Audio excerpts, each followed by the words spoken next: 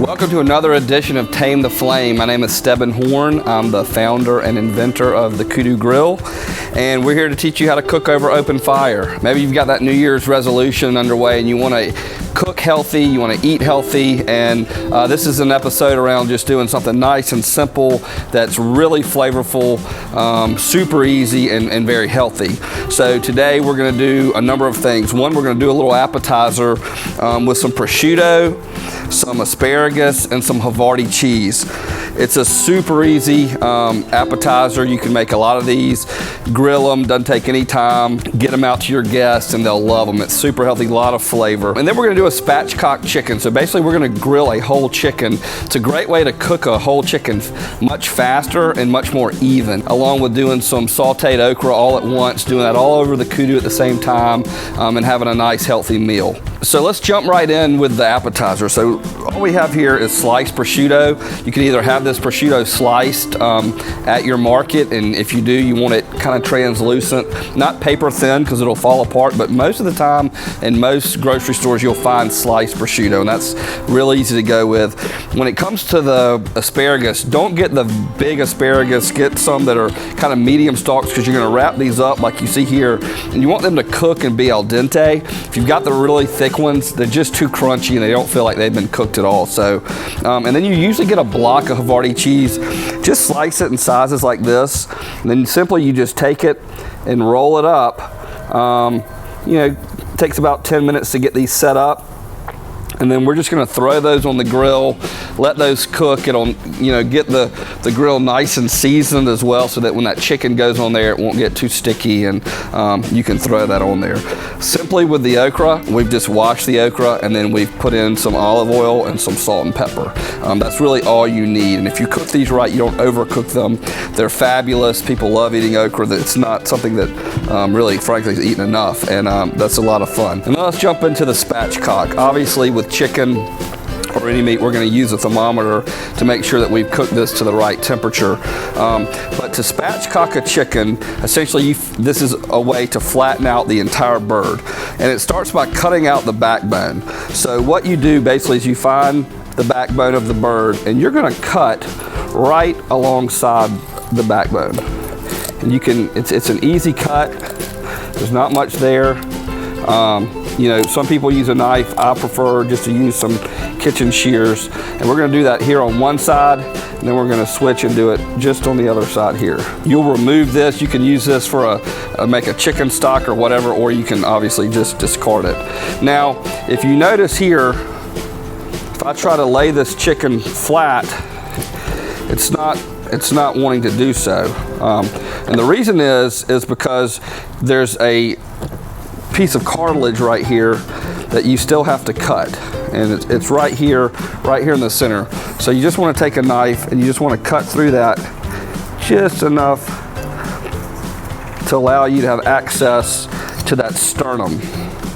Okay, once that's cut, you can look here and see this sternum piece here. Now you could pull this middle bone out if you wanted to. I recommend leaving it in, because now my chicken will lay flat, but that'll help keep the bird nice and juicy, help it keep from drying out as we're grilling it. But now I've got a nice flat bird. I'm gonna tuck these wings in here, like so. And now we're gonna have a nice, flat, even cooking surface. All right, so we're gonna season this bird with a Mediterranean blend, a Mediterranean Greek blend from Spiceology. Told you about these guys before. Super, you know, herbal blend that has a lot of flavor, does awesome on the grill. So essentially, we're just gonna put a little olive oil on this bird. And then we're gonna spread this spice around. And you're just going to want to, you know, get this on here and work it into all the crevices, because you're going to want to get that nice char and nice flavor evenly across every part of this chicken. Okay, so now we're over here at the grill. You can see I've got some lump charcoal that's cooked in nicely. It's got a nice and white ash on it. It's hot, it's ready to go. There's no smoke. It's ready for the food. Now, one of the things that we're going to do, we're going to take one of the kudu African briarwood pieces, and we're going to spread this out just a little bit and lay this piece of wood right there in the center, okay? Now that's gonna give us some nice smoke. We've got heat on either side of it. And we're gonna start cooking our appetizer right here on top of the grill. I've got it about 2/3 of the way up. If I put my hand over here, it's not too hot. I'm not gonna burn this. You've gotta give this time for this asparagus to soften and cook. And we'll let this get started.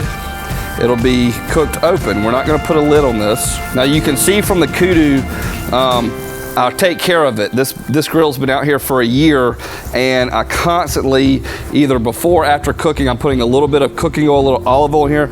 I'm just wiping down the grill. I'm taking out the bolts and I'm wiping those down and I'm putting those back in here. I'm undoing this bolt. As you know, with your grill surface, it's not necessary for this bolt to hold up your grill. This is just something to grab. So you never want to torque these bolts down too much, because if you do that too much, it'll break. And especially if you don't put a little oil on here, then you might get a little surface rust on here and it snap because you're not taking care of the product. So we tell everybody, just let it just gently touch the bar.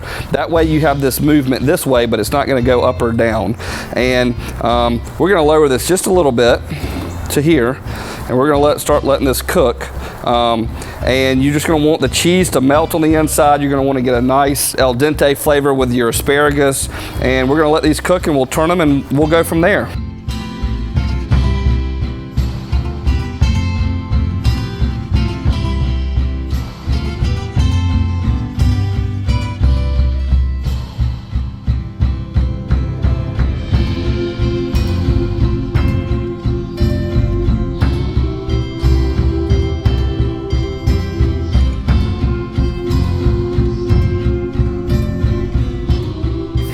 So you can see right now, I've got this smoke that's coming out of here. Some of it's coming from the wood, but some of it's coming from that cheese and some of the oil from the prosciutto dripping down into the white hot coals, and that's ember smoke. That's not wood smoke, and that's the very best smoke you can have. It's gonna reflavor this food.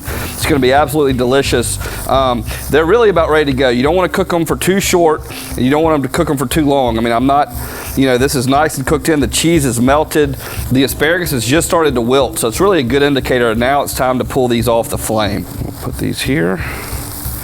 And this is just a great, easy way to get your grill going, to get folks out around the grill, to braai, to have great conversation, and you know, offer up something really fun that they can go ahead and start munching on as you're about to start cooking the chicken in the main course. Okay, so we've got our chicken on here. We're basically cooking at the same level that we did our appetizer, and I'm starting with the legs and breast up so we can kind of dial in that temperature. I'm still cooking out of the charcoal starters, and I've got my piece of kudu braai wood just in the middle, so it's creating a nice smoke. And that's the thing about chicken and fish and vegetables. You can get a really nice smoky flavor without having to put a lid on here and shut it down. Sometimes sensitive proteins and vegetables can get over smoked, and then you take away that nice flavor that chicken or fish is supposed to have. So we're gonna cook this open, and that way also your guests can see the food. They're gonna gather around and watch this cook. You're gonna have drinks and tell stories, and that's part of the fun about the kudu. Also, because I'm cooking just in the charcoal starters, when I'm done with this, I can push it off to the side, and then I can take the smoker lid and put it on top of the charcoal starters with the wood and choke that out so I can use it again and again and again and not waste this fuel. Okay guys, so our meat thermometer is telling us we've reached that 165-degree temperature that we desire. We want to get this off the heat and let it rest. So as you know, you don't have to take this inside. You just bring this up, let this chicken rest here, and then we're gonna whip in our plancha. We're gonna warm this up for our okra. We've got our plancha getting nice and hot, still getting that smoke from the African woods just wafting into our plancha pan.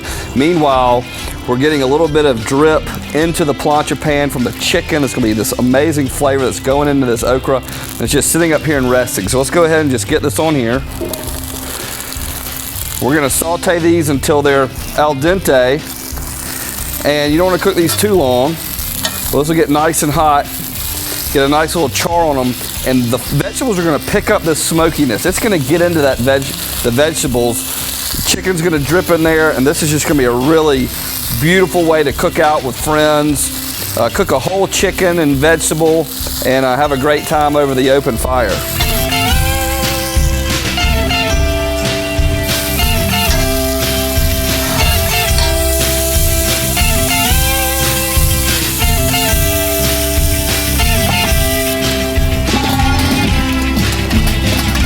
Thanks for tuning in to another edition of Tame the Flame. Great way to start the new year with a real healthy meal.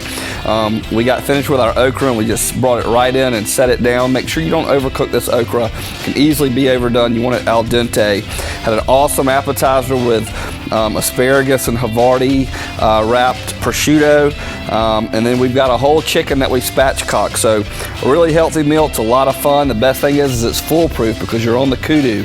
You're there, it's interactive, everyone's watching and enjoying the food being cooked. If it's cooking too slow, you lower it. If it's cooking too fast, you raise it up. If it really starts to flare up and you're trying to handle something else, just push it off to the side. And when you're all done, take the smoker lid and choke it off and get ready to cook the next day. So thanks again for tuning in to Kudu Tame the Flame. We look forward to bringing you more episodes throughout this year. Everybody be safe out there and keep the Kudu hot and keep having fun.